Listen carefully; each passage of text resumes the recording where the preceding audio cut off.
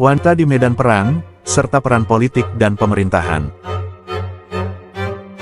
Banyak yang menganggap bahwa wanita tidak sepantasnya di medan perang, dan hanya pantas berada di balik dinding istana. Tapi Sikelgaita tidak seperti itu. Ketika Robert berperang, menaklukkan kota-kota di Italia, dan melawan Kekaisaran Bizantium, ia berdiri di sisinya, dengan bersenjata dan bersirah lengkap. Sumber kontemporer seperti Anna Komnene, putri dari Kaisar Bizantium sendiri, menulis dengan kekaguman serta rasa takut, bahwa Sikelgaita adalah wanita dengan keberanian dan semangat seperti seorang laki-laki, berdiri di medan perang, berteriak dengan lantang, dan memimpin para prajurit yang melarikan diri agar kembali menyerang. Kata-kata itu bukanlah sebuah legenda, itu adalah sejarah.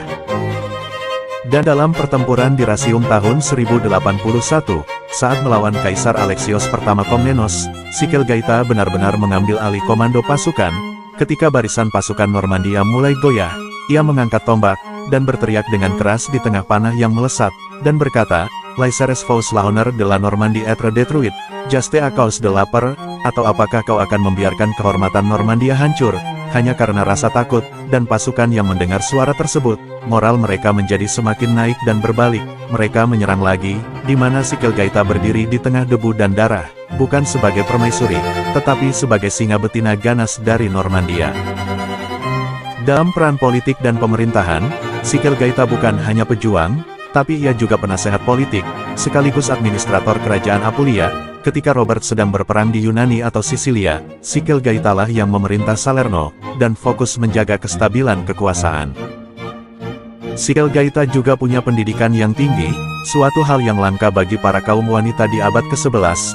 Ia belajar bahasa Latin, filsafat, dan ilmu kedokteran di Schola Medica Salernitana, salah satu sekolah kedokteran tertua di Eropa. Karena hal itulah, beberapa kronik menyebutnya sebagai wanita bijak dari Salerno. Dan pada tahun 1085, suaminya, Robert Guiscard harus meninggal mendadak di Kepalonia, Yunani, saat berperang melawan Kekaisaran Bizantium. Sikelgaita berada di sisinya ketika napas terakhirnya terhenti. Kehilangan suaminya itu mengguncang batinnya, tapi ia tahu bahwa kerajaan yang mereka bangun tak boleh runtuh. Sikelgaita harus memastikan bahwa putra mereka yang bernama Roger Borsa harus naik sebagai penerus yang sah, meskipun banyak bangsawan Normandia lebih mendukung saudara tirinya yang bernama Bohemond. Sikelgaita berjuang dengan kecerdikan diplomatik dan politik, agar tahta tersebut tetap berada di tangan anaknya.